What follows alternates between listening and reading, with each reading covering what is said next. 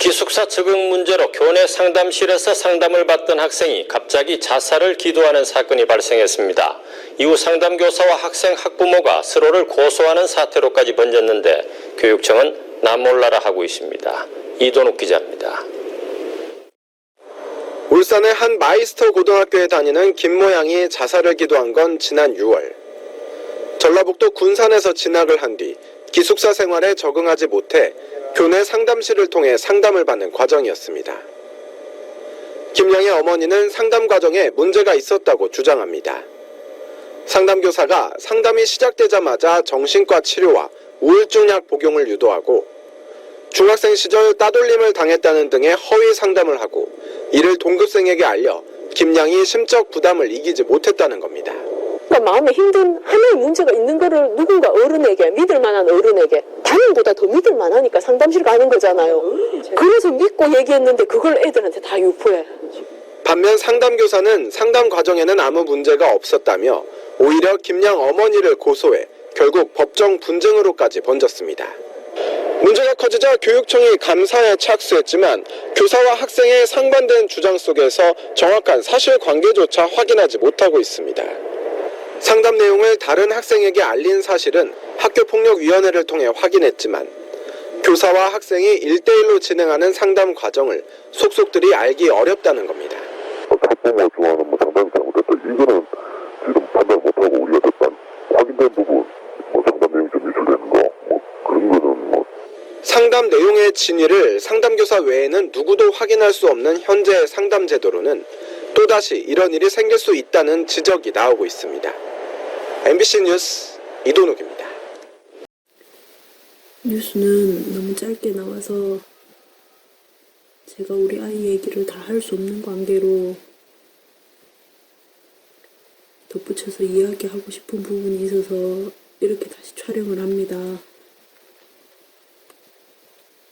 누구에게나 자기 자녀는 소중하듯이 저 역시 제 아이를 이렇게 어릴 때 천진난만하고 예쁘던 시절이 있었고, 그리고 클 때는 크던 그 나름대로 또 이쁘게 키우고 싶어서 노력하며 소중히 키웠던 아이입니다. 부모에게 그렇던 아이가 스스로 독립을 하여 17살 어린 나이에 스스로 자기가 선택해보고 전국에 있는 마이스터 고등학교들을 입학 설명회를 혼자 가서 들어보며 그 중에서 자기가 가장 마음에 드는 학교라고 이 학교를 선택한 아이입니다. 그렇게 독립심도 강했고 자기 주관도 또렷했던 아이입니다. 늘 마음이 엄마를 생각하고 아빠를 생각하고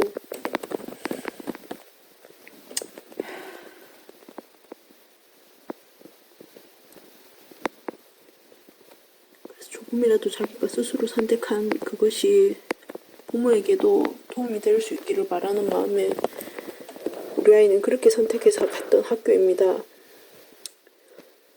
불과 작년까지만 해도 중학교 친구들과 저렇게 즐거운 모습으로 사진을 찍고 했던 저희 아이입니다.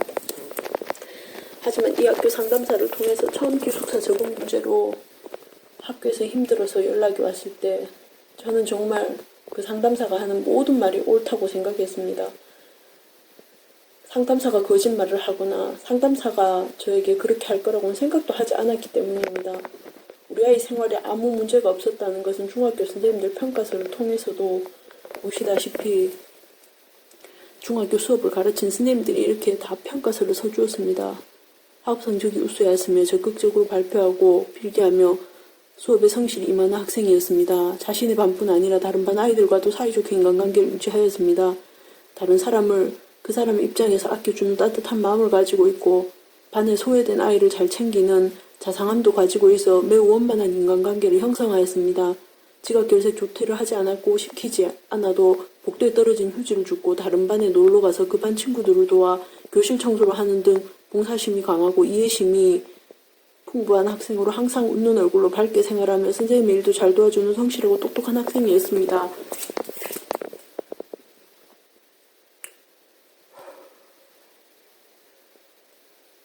중학교 때 선생님들이 아이에 대해서 정말 고등학교 가서 잘 지낼 거라고 생각하고 늘 격려해 주었던 선생님들이 이렇게 많았습니다.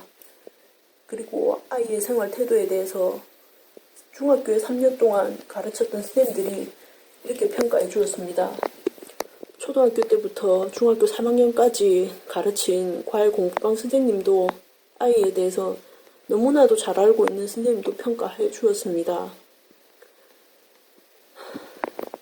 그래서 그들 모두가 정말 예진이의 일을 알고 너무나도 안타까워합니다. 중학교의 생활 기록부를 봐도 3년 동안 3학년 선생님이 아이에 대해서 이렇게 생활 기록부를 한 페이지로 적어주셨습니다. 이 많은 한 페이지 중에 단점이 있을 만도 한데 정말 단 한 줄도 단점이 기록되지 않을 만큼 중학교 생활에서는 너무나도 성실하고 착하고 너무나도 평범한 아이였습니다. 그랬던 아이가 고등학교를 가서 그 학교 기숙사에서 적응하지 못하는 그런 문제로 처음 상담했던 것이 나중에는 상담사가 정신과 병원을 소개하고 정신과 소견서가 있어야지 통학이 허락된다고 그렇게 시작된 정신과 치료가 저는 정말 기숙사가 정규 기숙사 생활이었기 때문에 통학을 위해서는 당연히 소견서가 필요하고 그 소견서만 있으면 가까운 이모집에서 통학이 가능하다는 생각에 그렇게 정신과 치료를 시작한 것이었는데 상담사가 매일 아이에게 우울증 약을 먹어야 한다고 세상에서 가장 안전한 약이라고 그렇게 강요하며 아침마다 우울증 약을 먹였고 부모인 저는 군산과 울산이 5시간 거리나 되니 자주 가보지도 못하고 말로만 그 약을 먹지 않기를 바랬는데 제가 모르는 과정 속에 아이는 계속 우울증 약과 수면제가 처방된 그 약을 먹으면서 점점 기력을 잃어가고 무엇이 문제인지 모르는 혼란 속으로 빠져들었습니다. 뉴스에는 내보내지 못한 그런 내용들이 너무나도 많습니다. 상담 과정에서 아이가 진술한 진술 내용만 봐도 그 내용들이 너무나도 많습니다. 그 상담으로 인해서 정말 6월 초에는 응급실까지 가서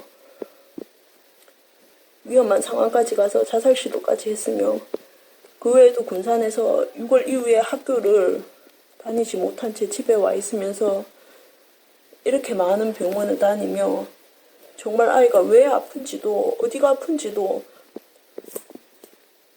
자신이 왜 혼란스러운지도 자신도 모르고 부모인 저도 잘 모르며 정말 힘든 시간을 6월, 7월, 8월, 9월 이렇게 견뎌가고 있는데 이 일을 7월에 학교에 알리고 나서도 학교장과 학교감은 정말 이 예진이의 진술 내용이 맞다면 어떤 부모가 가만히 있을 수 있겠습니까?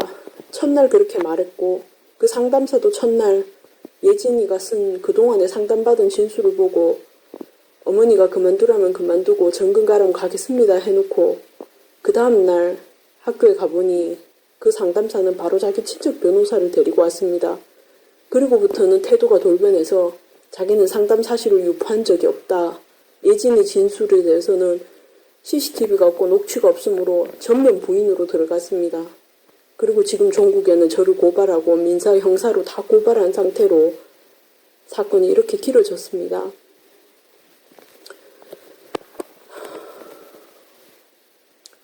이 내용은 예진이가 6월에 자살 시도를 하면서 가족들에게 남긴 마지막 편지였습니다.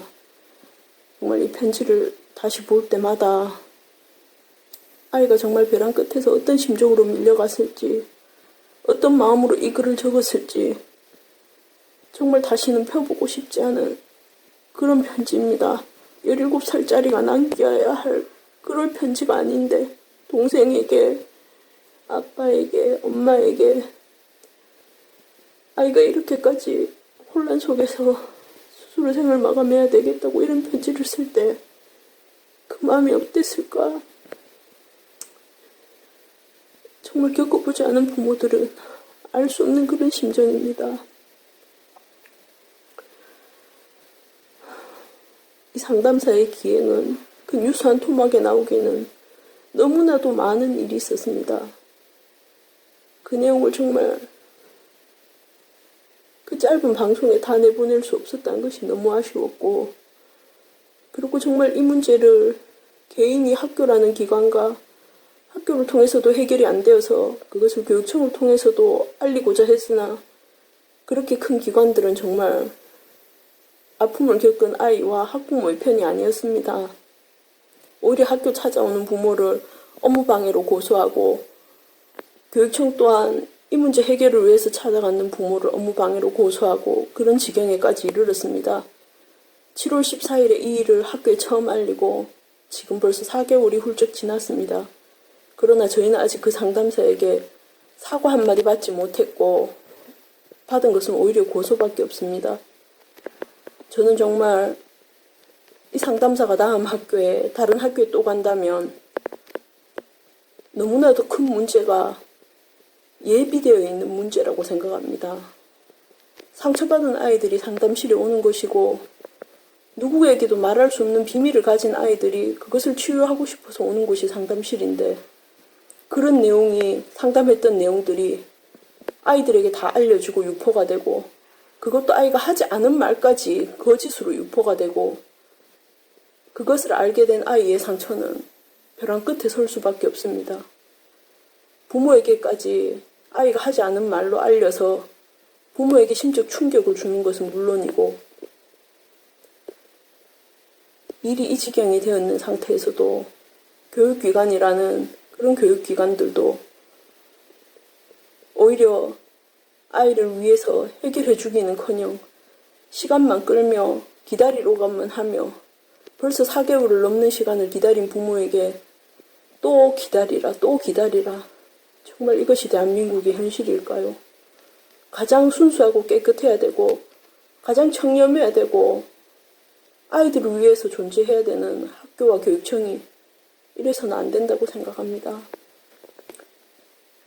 부디 이 동영상을 보시는 분들이 빠르게 판단을 내려주시고, 하나의 미래가 걸려있고, 나아가 이 상담사가 다음에 또다시 만약에 정근을 간다면 정근간 그 학교에 수많은 아이들의 어쩌면 인생이 걸려있을 수도 있는 문제입니다. 부디 저와 같이 심각하게 이 문제를 살펴봐 주시고 판단해 주시길 바랍니다.